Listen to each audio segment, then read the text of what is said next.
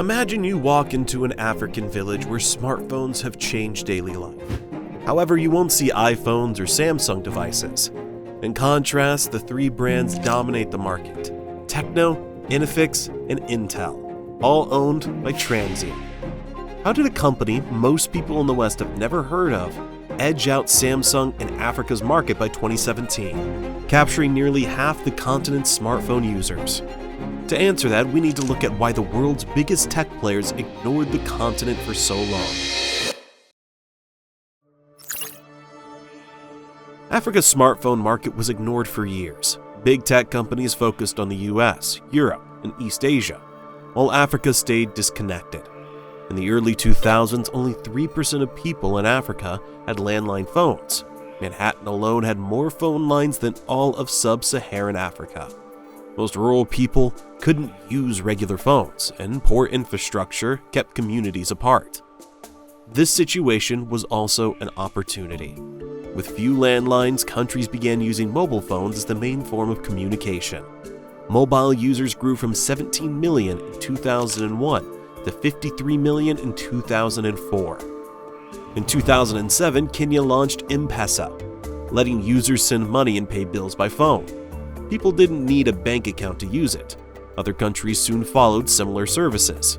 Phones became important for daily life, not just for convenience, but because they were often the only option.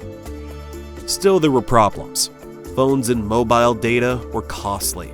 By 2019, 1 gig of data cost over 10% of a person's monthly income. Global phone brands did little to help. Most offered expensive models in city stores, which many people couldn't afford. Rural users got left out. These phones also didn't work well for daily life in Africa. Battery life was short. There were no dual SIM options. Phones couldn't handle heat, dust, or humidity. For companies focused on Africa's needs, there was a real chance to succeed.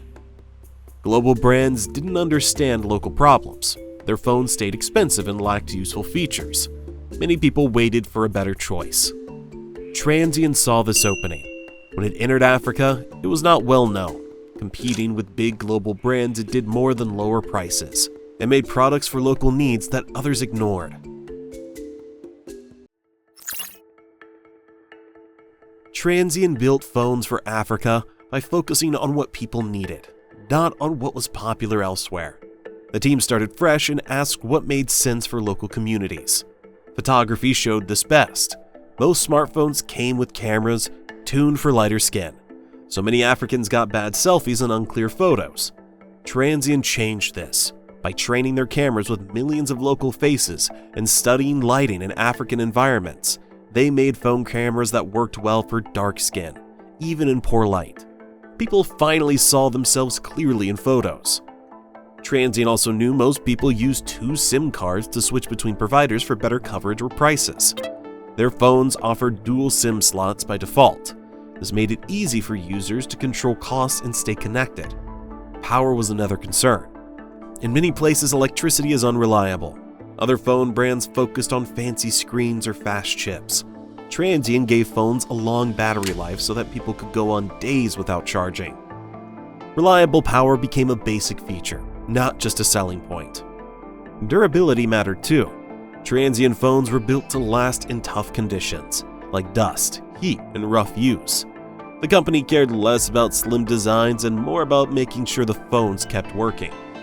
Transsion's choices built trust. Transsion invested in research and development to keep getting better.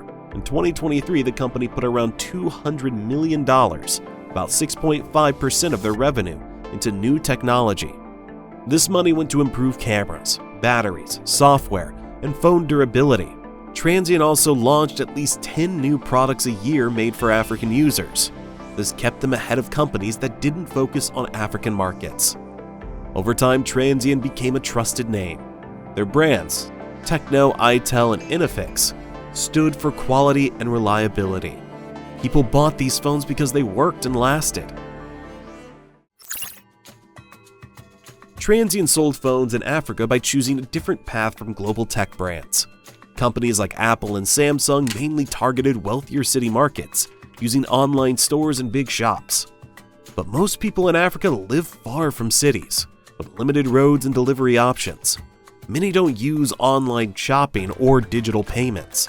For Transsion, these challenges became a plan for reaching new customers. Instead of centralizing in urban hubs or selling only online, Transsion built a large network of small distributors and local retailers. This grassroots system connected directly with village shops and small-town sellers. Retailers received fair profits, so they worked hard to promote Transsion phones. This wide network made it possible for people in cities, rural towns, and distant areas to get devices that global companies ignored. This approach helped people of different incomes and backgrounds buy a phone. Retailers became more than sellers, they became part of the community, building trust and loyalty that big brands couldn't match.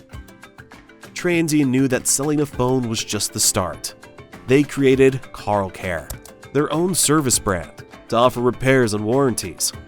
With over 2,300 service centers, many in rural Africa, CarlCare helped people keep their phones working longer, which was important for customers who couldn't easily replace broken devices. CarlCare also created jobs and offered training, helping build local skills and support communities. By having offices in several African countries and adjusting to each location, Transsion could meet local needs and respond quickly to changes. By 2021, Transsion had almost half of Africa's smartphone market. By late 2024, its shares reached 50%. This was not just because of price or features. It was because Transsion was present and reliable where others were not. In 2020, over 200,000 TECNO W2 phones came with Triada malware. This software secretly took user data, signed people up for unwanted services, used up phone credits, and installed unknown apps. Phones in 19 countries, including Ghana and Ethiopia, were affected, so the breach put Transion's trust at risk. Concern spread fast. African users had to wonder if their phones were safe. Local news and government agencies started investigations. The malware came from a third-party software package added during production in China. This raised new concerns about how carefully Transsion watched its supply chain. Still, Transsion stayed strong in Africa. The company's reputation for practical, affordable phones gave it an edge. Sales and profits grew in early 2020, even during the news coverage. People stuck with Transsion because their options were limited. The malware showed there were weak points. Other problems followed. By 2024, Transsion faced patent disputes with Qualcomm in India, Europe, and China. Qualcomm said Transsion lacked the right licenses for some mobile tech, even though they had a 5G license deal. In 2019, Huawei took Transsion to court over the use of a wallpaper image, asking for 20 million yuan in damages. These cases highlighted the risks that come with expanding quickly, especially when a company has fewer patents than rivals. Transsion's journey to the stock market was challenging. In 2018, it attempted to go public by merging with Shim's pump industry, but the deal ultimately fell through. Transsion had to restructure internally and made further preparations before submitting an IPO application to China's Star Market in 2019. However, the company withdrew the application and didn't list at that time. Eventually, Transsion successfully listed, although there were still questions about its future growth. Through these problems, malware, lawsuits, failed deals, Transsion focused on fixing weaknesses. The company improved supply chain checks and was open about what happened. Instead of changing its business model, it kept making practical, affordable phones for African users. This focus helped it survive, but each crisis had consequences. Despite the challenges, Transsion kept more than 48% of Africa's market. The company stayed flexible, learned from setbacks, and kept users' trust. India was the first big test. The market was crowded with most brands targeting city customers. Transsion took a different route, aiming for smaller cities and towns, selling affordable phones through itel. itel became the top choice for first-time buyers in these areas, and by 2023, Transsion held 8.6% of India's smartphone market. The company offered better profits for retailers, which helped build strong sale partnerships. Marketing with Bollywood actors built brand credibility, especially where people trusted local voices most. Transion's India tactic followed the same principles as in Africa. Focus on offline sales, build relationships with local retailers, and respect regional tastes. The company also adjusted its product line, introducing budget 5G phones and features important to Indian users. Southeast Asia came next, with as many different preferences in each country. By late 2024, Transsion matched Xiaomi at 16% of the regional market. The company adjusted its camera features to local skin tones and tastes, showing its ongoing attention to cultural detail. Local partnerships were important too.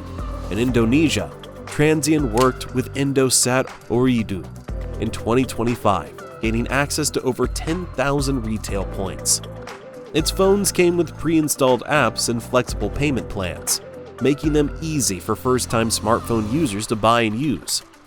In Latin America, most phones sold were under $300. Transsion offered affordable devices, worked with local distributors, and focused on practical features. By 2024, Transsion had a 9% share and shipped nearly 13 million phones, a 40% yearly growth rate. In Africa, where the company first grew strong, rivals like Xiaomi and Realme have entered the scene with their own low-cost phones. In late 2024, Xiaomi's shipments in Africa grew 22%, and Realme's jumped 70%. Price wars and more expensive parts squeezed the business.